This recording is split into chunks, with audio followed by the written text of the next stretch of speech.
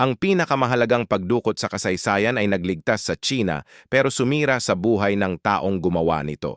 Taong 1936, Xi'an, China.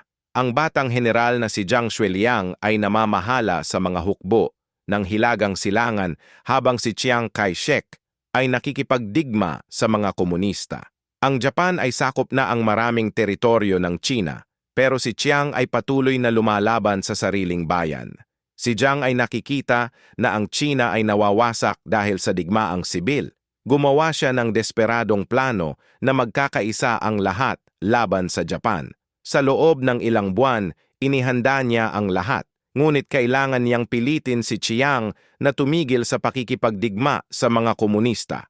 Sa Disyembre, dinukot niya si Chiang Kai-shek at pinilit siyang makipag-alyansa sa mga komunista laban sa Japan. Ang plano ay gumana. Nagkaisa ang China at natalo ang Japan. Pero hindi nakalimutan ni Chiang ang kahihiyan. Pagkapalaya kay Chiang, inaresto agad si Jiang. 54 na taon siyang nakulong sa sariling bansa. Ang general na nagligtas sa China mula sa digmaang sibil ay si Jiang Shuiliang.